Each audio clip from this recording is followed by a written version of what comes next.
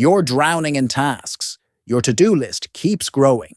You're working harder than ever, but your business isn't moving forward. So you think, I need to hire someone. But here's the brutal truth. Hiring is often the worst solution. Sometimes the answer's automation, and sometimes the best decision is to eliminate the task entirely. Most entrepreneurs get this wrong. They hire too early, automate the wrong things, and keep doing tasks that shouldn't exist in the first place. Today, I'm going to give you a simple framework that will save you thousands of dollars and countless hours. By the end of this video, you'll know exactly when to hire, when to automate, and when to eliminate. Let's dive in. The framework introduction. Here's the reality. Every task in your business falls into one of three categories: tasks you should eliminate, tasks you should automate, and tasks you should delegate to a human. The key is knowing which is which. And here's the secret. You always evaluate in that exact order. Eliminate first, automate second, hire last. Why? Because elimination costs nothing and gives you instant results. Automation costs a little but scales infinitely. Hiring costs the most and comes with ongoing management. So let's break down each one. Part 1. When to eliminate. First, eliminate.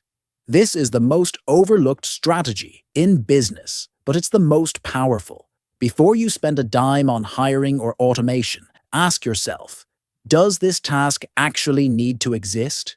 Most businesses are bloated with unnecessary work.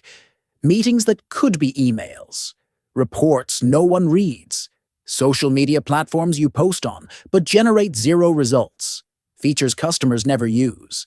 Perfectionism disguised as quality control. Here's a simple test. If you stopped doing this task for 2 weeks, would anyone notice? Would revenue drop? Would customers complain? If the answer is no, eliminate it immediately.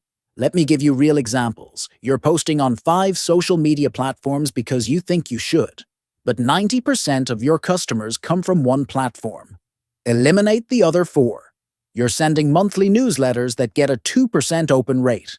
Stop wasting time. Eliminate it or completely redesign it. You're offering 10 services when 2 of them generate 80% of your revenue. Eliminate the rest and double down on what works. You're having weekly team meetings that could be a 5-minute voice memo. Eliminate the meeting. Elimination isn't laziness.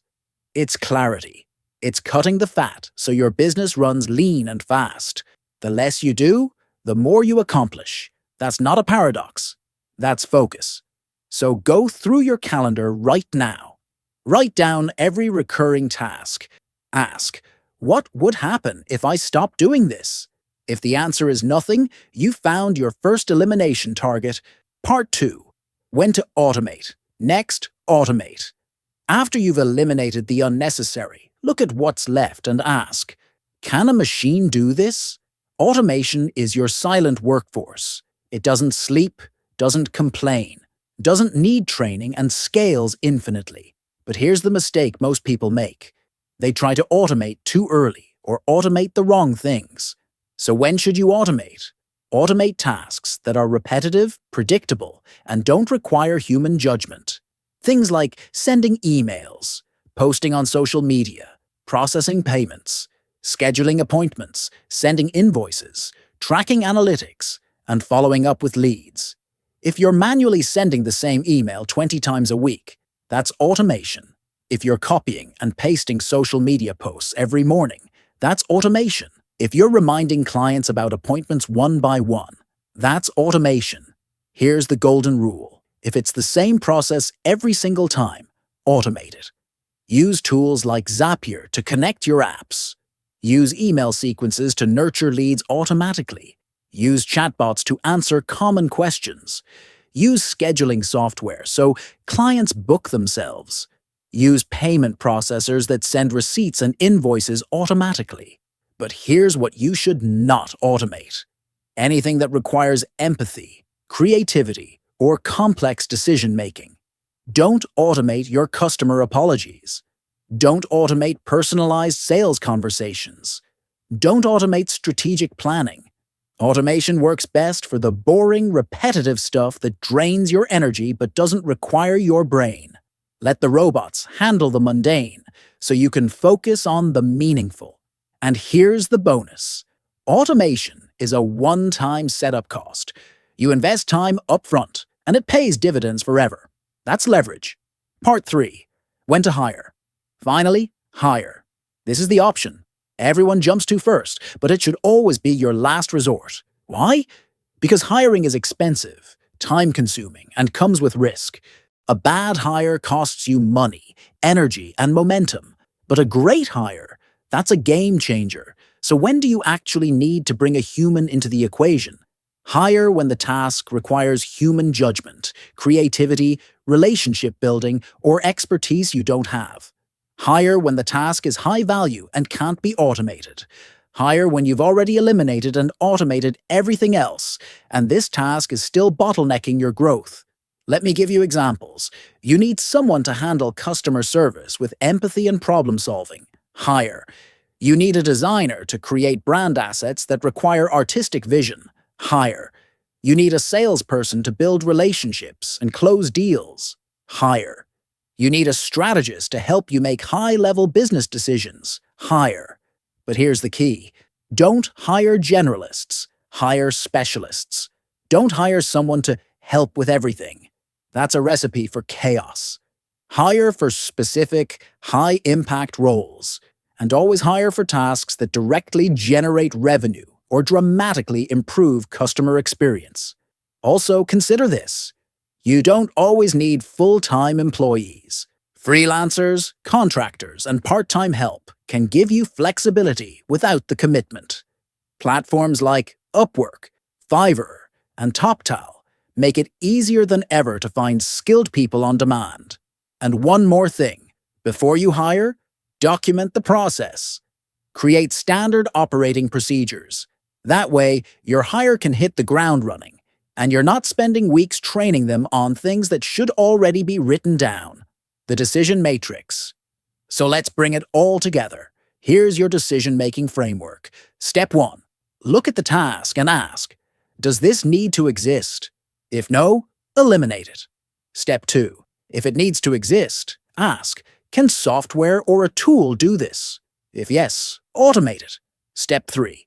If it can't be automated, ask, does this require human skill, judgment, or relationships? If yes, hire for it. Let me give you a real-world scenario. You're spending 3 hours a week manually posting on Instagram. Does it need to exist? Yes, because it drives traffic. Can it be automated? Absolutely. Use scheduling tools. You've just saved 3 hours without spending $1 on hiring. Another example.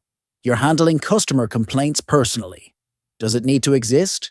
Yes. Can it be automated? Partially.